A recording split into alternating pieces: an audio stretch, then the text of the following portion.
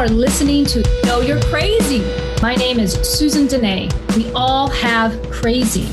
What separates us is how we choose to deal with it. I'm going to be delivering engaging and actionable tools to own your crazy, treat your crazy, and turn it into your own superpower. I hope that you walk away from this show feeling the power and strength within you. And never forget to enjoy your journey because you are worth it. Hey everyone, welcome to the Know You're Crazy show. My name is Susan Denee, and you are listening to Emotional Recovery in the Raw. And today's show, I am going to be talking about what to do when you realize you have become a professional doormat. Yep, you never thought it would happen, but you're sitting at work, you're realizing that you have lost your voice. You may have never had a voice at work. I don't know. Maybe the doormat showing up at work has been a trend of yours that's been going on for years, and you've just been unable to spot it. So what'll happen is it shows up in other ways, like you jump employers often. Perhaps you can't stay at one job long enough because other people's behaviors are to blame. You burn out quickly. You become overwhelmed quickly. There's lots of signs of how you might be suffering from being a doormat at work. So on today's show, that's what I'm going to be talking about. And as usual, most of my shows and topics are going to be accessing the vault of experience of my own. And why I feel passionate about this particular subject is because I too have had to overcome being the doormat at work. And I have to keep an eye out for when it shows up. I'm going to be sharing with you some top tips on how to spot it when it's coming and how to adjust it when you need to. Having said that, if anyone watching today is interested in any type of coaching, either emotional elevation coaching or high performance coaching, feel free to reach out. My email is growthspurt@susandenee.com. You can navigate through the website here at Transformational Talk Radio. You can click on that, you send me a link. I'd be more than happy to go over with you a free strategy session to find out if this is something that may work for you. And if it sounds like something you'd like to move forward with, I'd be more than happy to talk about cost and pricing and scheduling and all the above. Now, having said that, let's jump in. As I'm thinking, what should we talk about here on the show tonight? What should I talk about on the show today? The most recent experience, I kind of go through, life and then say, okay, what's the most recent experience that I've felt really passionate about?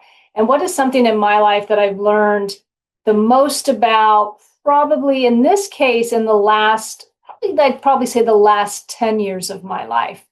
To back up just a little bit, I was with a particular company for over 20 years. Before that, I was with a couple different companies that would have been in my early 20s. But this one company I stayed with for 20 years. And the longer you're in a relationship, and I don't care if it's with a person, place, a company, the more familiar you become with the personalities. And sometimes we can get caught up in the personality versus keeping it business. And that's a little bit of what happened to me. But in the process, I learned a lot about me. I learned a lot about what I will tolerate, not tolerate. And it really awakened me to how the doormat personality showed up in my life professionally. And so the doormat definition, I went ahead and Googled this one because I thought, well, there's so many different things and ways you can describe a doormat. Someone who readily accepts being taken advantage of, allowing others to repeatedly exploit their kindness or generosity without asserting their own boundaries or needs. Essentially, it's a person who consistently puts the needs of others before their own, often at the expense of their own well-being, time, and energy.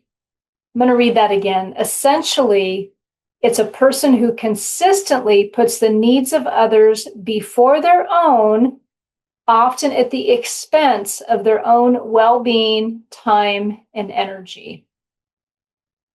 Yeah, You might be thinking, I don't know if that really shows up for me at work, but it's definitely showing up for me at home, or it's showing up for me in my marriage.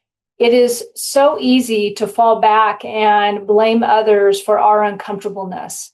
It's almost like an obsession to be liked. I've often thought sometimes at the root of our problems, when it comes to relationship and people pleasing, which are all signs, people pleasing is a sign of a doormat when we take it to extremes, is literally, I think, deep down just a need or a desire to be liked. Facing disappointment in someone else's view as they look at us can be difficult for many of us. I mean, let's face it, we're raised in cultures often that train us that in order to make the best and be the best, you have to perform above standard. And I believe that some of us, when we look at authoritative figures in our life, we think that there is something that we need to do in order to please them, to overcome, in order to move up the ladder or feel comfortable in our own skin. I mean, how often are we looking for the approval of others in our life? It is so easy to get caught up in that because it can really be a fine line between being a responsible, decent employee and then taking it to extremes. So here's a couple different signs of what a doormat may exhibit for you. Your doormat, if your doormat showing up professionally, there's a couple different things that you may suffer from. One of them is just the difficulty in saying no. Instead of saying no to different projects or different ideas or even different requests from your coworkers, you will consistently agree to do things and it consistently say yes. And as a result of this, your schedule will become overscheduled, overwhelmed with a lot of things to do, or these different tasks will exceed your capabilities. And unfortunately, when that happens, your own work, your own schedule will get put to the side while you're doing other people's work simply because you have a difficulty of saying no. The people-pleasing thing I brought up, that happens when you're prioritizing other people's happiness over your own happiness. So you put yourself to the side in order to make well for somebody else. Another one that shows up, this is one that really carried personally with me, was the avoidance of conflict. For some reason, I felt, and to this day I have to watch out for it, that any expression in disappointment with somebody else's position professionally was just hard for me. I didn't know how to, and sometimes I still suffer from this, appropriately communicate that your idea I disagree with. Unfortunately, I had a boss for years that when you went into his office to ask a question, his tendency would be to kind of like not answer the question, but talk in circles. So when I came out of the office, I was like, did I even get my question answered? And so what happened was I allowed that particular communication behavior of his to stop me from going in and having conversations or expressing disappointment. I kind of took over the Eeyore complex of, wouldn't matter anyway. So I stopped going in. It wasn't his fault. I was the one that chose to avoid the conflict, avoid the difficult conversation, because at some point I was so wrapped up in what he thought of me, or I was so wrapped up in trying to perfect the communication that instead of giving it my all, I would just throw in the towel. Didn't mean that on the side I wasn't doing great. If you have perfectionism showing up at work for you, that can be a real downer, because what can happen sometimes is we will overdo and we will overwork and we will make attempts to perfect whatever the outcome is of whatever project we're working on. And unfortunately, when that happens, we take it all on, and yet we don't say no, or yet we have trouble expressing when an idea doesn't align with us. Or there's that factor of I'm having a difficulty expressing my disappointment in this particular area with a superior, with a person of authority. Sometimes you might have difficulty expressing disappointment or disagreement, let's just say, with a coworker. You know, it's kind of funny. You start talking about professional life, and then there's all these emotions that we experience. I mean, come on, we're talking about the Know You're Crazy show. This is emotional recovery. I mean, so if we think that in the professional context, we're never having upset emotions. We'd be crazy. We're all having emotions at work, but yet we get so afraid of calling it that.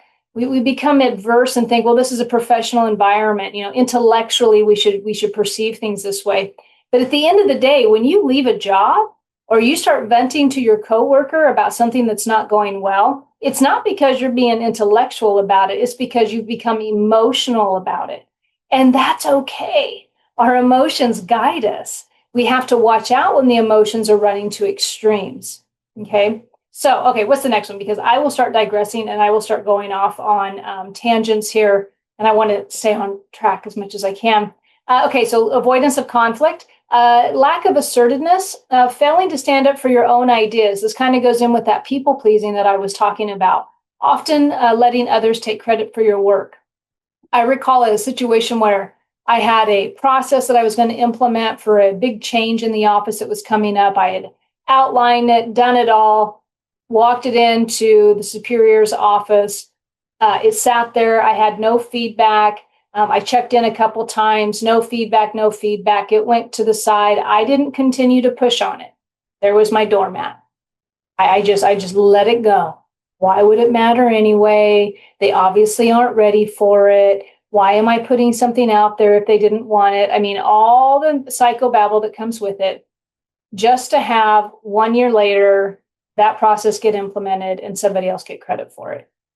Did I come in and complain about that? Oh, no, because that's not what you do. Nope, I just observed it and I kind of stuffed it in my resentment box. I just kind of stuffed it down. And maybe later on down the road, when I started reflecting on why this job wasn't working, I had an arsenal of resentments that I could pull out and I could justify my position. Sound familiar? Very indicative of how a doormat might behave in the job professionally. All right, what's the next one?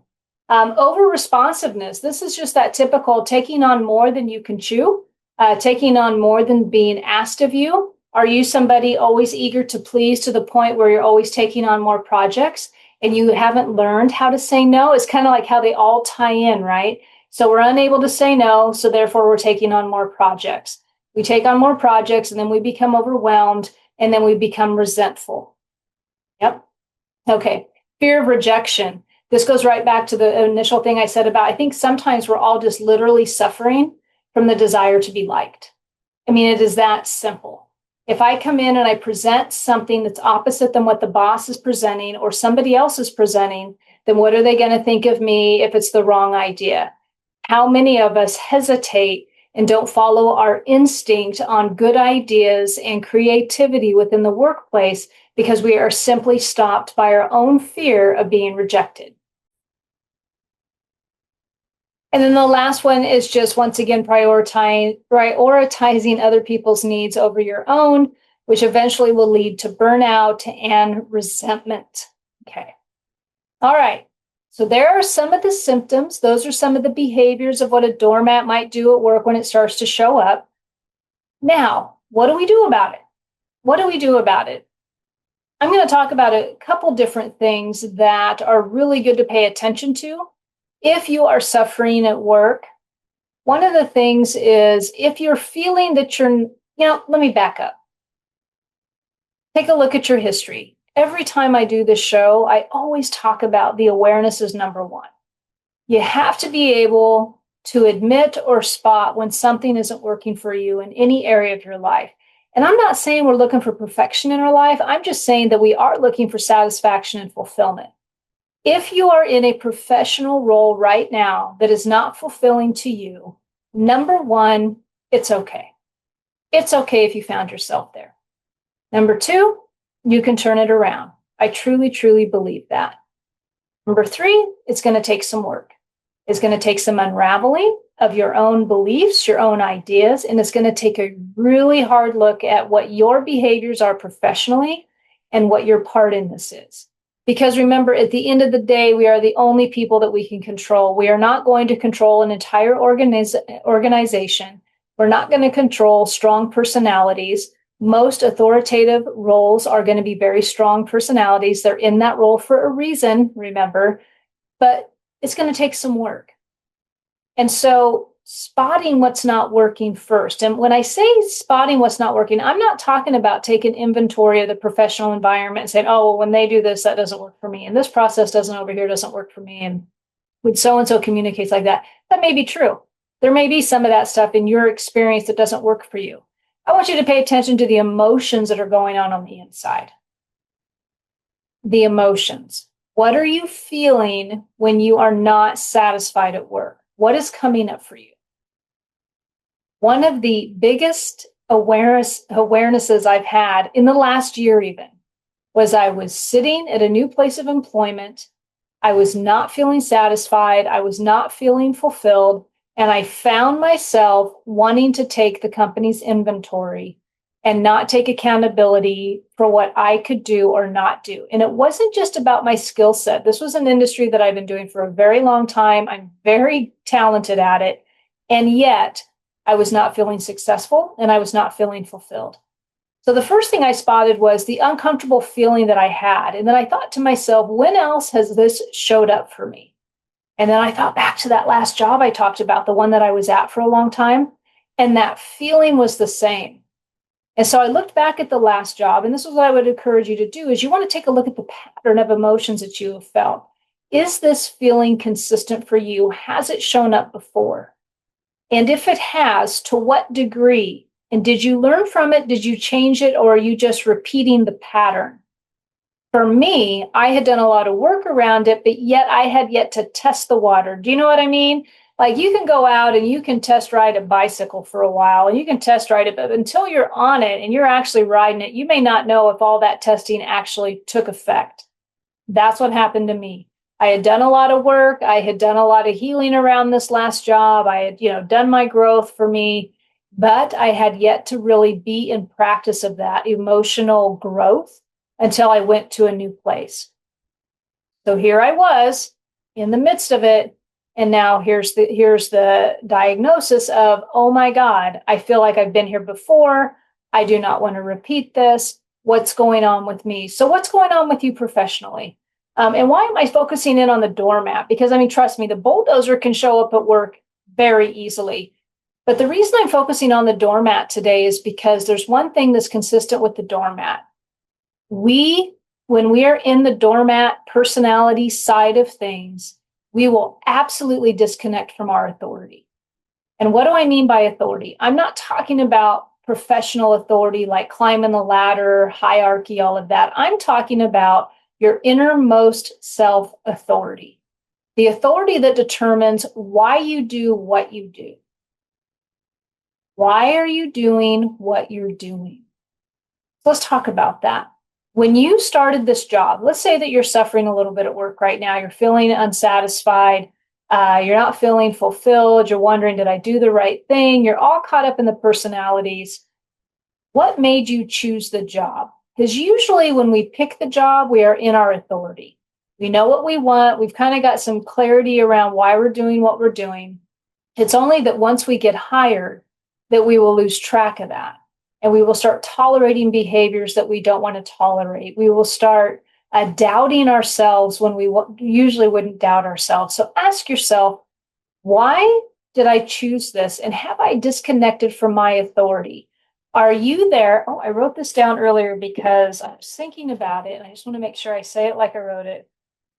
When being at work, you're being there for them versus being at work for you. That's the game changer. As soon as you start showing up for them to the point where it's detrimental, that you have forgotten about you, that's when there's an immediate need to pivot and start pulling out of that. So what do I mean by that? I start a job. I'm there for two different reasons. I have two different needs, the rate of pay and my hours. Those are the two things and where I work from. Okay, I learned a long time ago, being in the Seattle area, I do not want to commute. It's a deal breaker for me. It's a complete deal breaker for me. So what are your professional needs and why are you doing what you're doing? And then taking a look at that and finding out, are those needs and are those desires still being met? Maybe they are, maybe they're not. But when you are standing in your authority, remember that job is lucky to have you. When we give our authority to somebody else and we make it all about them and we make it less about us, that's when we begin to suffer. Sometimes that can happen. And here's the thing. When you're at a job at different times in your life, it may change. Sometimes you may be getting a job because you want to climb up the ladder. You have lots of ambition. You see yourself managing, owning the place one day, or it's going to be a stepping stone to the next employer. And so you're driven, you're willing to do things that you normally wouldn't want to do, but you're clear on why you're doing it. Maybe you're doing it for at the end of the day, it's the paycheck. Maybe you're doing it because at the end of the day, you want to have a certain amount of money in the bank, and then you're going to become self-employed or you're going to travel the world. I don't know. Maybe the line of work you're in, you have chosen it for the humanitarian aspect. Maybe you're helping others professionally and that gives you a big heart of fulfillment. I don't know. But what are your reasons for being at that employer? Why are you choosing it? That is the biggest thing right out of the gate. Why are you choosing this? Our needs and our desires on why we choose something will change with life circumstances. I will argue that it also changes with our age. What your needs might be at 50 are not going to be what your needs are at 20. Different things come into play. Are you going to work for the social aspect? Because if you are, then you might not be somebody who wants to work from home. Are you going to work for skill development? If you are, then make sure that you're with that company that's going to give you skill development. So why am I going down this avenue with this? Because when you lose sight of why you are at a job, you can also lose sight of what you're willing to communicate about and what you're not willing to communicate about. And one of the things that was on that list of a doormat is avoidance of conflict, which I would also add on the avoidance of disagreement with a policy, a position, or a communication of a superior or of somebody, right? And so what happens is we start to make it all about them. And then we start making it all about we want them to like us. Or then we start making it about maybe this isn't the right time. And I'm not saying professional discernment is not necessary. It is absolutely necessary. However, are you doing it at the cost of your peace and happiness? Okay. So number one, you got to spot the pattern. And that pattern is going to involve, how do I feel right now? And if that feeling is less than desirable, it's less than fulfilling, then you might have something to look at professionally. Okay. Remember, we're talking about the doormat side of things. And so if you're spotting that feeling and you haven't talked to your managers yet, that might be a sign. That just might be a sign. Okay. So you're going to spot the pattern. You're going to spot the emotion, which will match with the pattern likely. And then you're going to ask yourself, how often am I communicating what I need? And what am I facing disappointment in? And just become very not emotionally strategic about this. This is where I just want you to apply just a common sense strategy and make a list. This is what's upsetting me. This is how often it comes up for me. And what am I willing to do about it? Okay? Everything's going to have a priority for you. But really sometimes breaking down the priority or the necessity of the problem is what's going to help you decide, is this something I need to bring to somebody? Because if it is, and you refuse to continue to do it, then I'm sorry to tell you this, but that doormat is showing up for you in the workplace.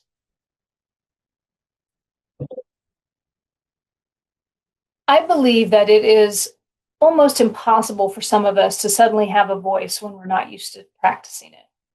It's not like a little something. It's going to take a lot of courage and a lot of breakthrough and a lot of communication skills in order to come to the table and to start talking about what makes you feel uncomfortable at work.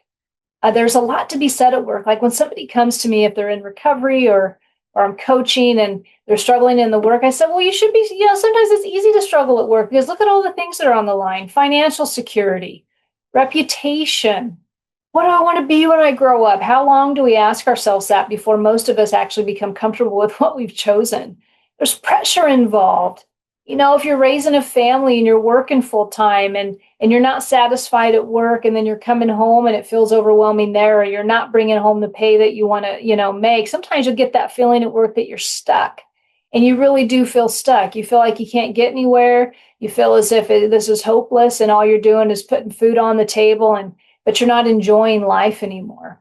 And so this isn't like baby, like, oh, here you go. Just go into your boss tomorrow and talk to him. It's not that easy, which is why I give these steps, which is why I encourage you take a look at it first. The other thing I would really suggest here is talk to somebody. I don't care who it is, but do you have a good friend, a professional friend? Maybe not at the same workplace, but and maybe it is. I don't know. But do you have somebody that you can bounce some ideas off? At that job I talked about earlier about me, I had somebody that I actually worked with that was a sounding board for me and I for that person for many years. And it really, really helped. It helped me stay employed for as long as I needed to. And then I also had a business coach that in the last 4 years of that experience that helped me discover more and more about further skill sets that I could develop, even though most of the time, I was actually pretty miserable there. But I was still in the midst of that storm, developing new skill sets to do stuff like this, quite frankly, and to jump into another side of the business that I'd never jumped into before. And so even though I was challenged and overwhelmed, I didn't quite have that feeling of stuckness because the creativity was continuing. So find somebody to talk to about this because just going, if you've been behaving emotionally in a particular way professionally for a while, it's unlikely it's going to change just overnight. But based on some of the things I'm sharing with you, there are steps you can take in order to change it up. Here's what happened for me. I became so miserable at my new job. I was so convinced that there were just some things that just weren't going to change. And I was well aware of that, which even overwhelmed me more. I had no control over what they were going to say or do. All I could control was me. But because I was so used to being that perfectionist at work and just doing the job and doing exceedingly well at the job and really just trying to do so well that nobody really questioned anything I did, to come in there and also I chose to go into entry level because the entry level position is kind of what I desire because at this particular role, there's commission. There was a flex schedule. So there were these new things that I wanted in my life that I didn't really require in my past, right? So new needs, new age, new way of doing things. But what was happening was I was feeling like I wasn't going to be able to achieve even those basic things. And so now my ego's taking a hit. And so what happened was I just came to that realization of I have to set a time limit on myself. So set a time limit. How much time do you need to make a different decision? I'm not talking about changing the job. I'm talking about how much time do you need to force yourself to come up with an idea, to either communicate. And if you're unable to communicate, you might have to, what can you change within your job that's within your control? But if that doesn't work, maybe last thing on the list is to change jobs if you can't pull out of it. But the main reason I'm talking about time limits is give yourself a time limit, almost like a goal to say, this is what my time limit is. So for me, I gave myself a time limit of a particular month of the year and said, if X, Y, and Z isn't happening by this time, then I'm going to have to communicate about it. And I knew the communication for me was going to be extremely challenging because when you've been in management, like in my scenario, I had been in a lot of management roles. Coming now as an entry level, it was almost like I was so used to wearing their hat that I found it hard to advocate for myself at an entry level position, which did not help my doormat. It did not help, but I was aware of that. And so I had to become willing, as I like to say, I had an AA sponsor tell me years ago, Susan, sometimes it's got to get messy before it gets better. I had to be willing to risk that it was going to get messy. I also had to be willing to realize that this communication may not go well and somebody may not look at me in the same way. And in order to overcome those things that were difficult for me, I just had to always bring myself to, why am I here? Am I here for me or am I here for them? Are you there for you or are you there for them? Because I will give you a little hint. The longer you are at an employer, sometimes that line can become very, very blurry, especially if you've had a lot of good relations with the person that you work with. But at the end of the day, are you there for you or are you there for them? And that just always kind of gave me clarity around what I was willing to do or not willing to do at this new experience that I've been through. The good news was what I learned, and hopefully what you'll learn, is it's not about what the outcome is of what the other person or the other powers to be do with your communication. It's about you having a voice. And I would say that in all relationships in your life, it's not about the outcome. Yes, it'd be great if everybody did what we wanted them to do. But what it's more about, especially for the doormat, is that you have a voice. You're able to communicate when something doesn't sit right with you, or you're able to communicate when you need more and not be ashamed of asking for it. That is the growth behind the doormat showing up in the professional world. Is understanding that you get to have a voice, you get to have expression. There's an intelligent way to go about it. There's different things you can do to get there, which is why I'm talking about these things today. But at the end of the day, a doormat professionally is suffering from the idea that they don't have a voice and they don't know how to use it. And trust me, you can become a skilled communicator no matter what the background is, no matter what the story is that you've been telling yourself. There are ways out of this so that you can become fulfilled and happy at work. All right. So hopefully something on the show tonight assisted you, helped you. If the doormat's showing up for you at work, there are some great tips here that I've shared with you tonight to help you overcome that and perhaps make a change at work. Once again, if you're looking for coaching or anything like that, you can reach out to me at growthspurt@susandenee.com. I do coaching for couples, for individuals. My specialty is working with folks in sobriety who are looking to level up their recovery a little bit. They want to tackle on maybe some professional growth, or they want to tackle on some relationship growth, intimate growth in their relationships also. But they're real in health. So they're looking for that. And so that's one of the areas I specialize in because I've been doing this thing sober for a long time. All right, guys. Well, hey, have a great night. Thanks for listening, and I will see you next time. Bye. You have been listening to Know You're Crazy. Crazy. And my name is Susan Denee. We are identifying, understanding, and treating your crazy one episode at a time. Tune in to transformationtalkradio.com. To connect with me or Growth Spurt Your Life, please visit susandenee.com. That's Susan Denee, DENEE.com.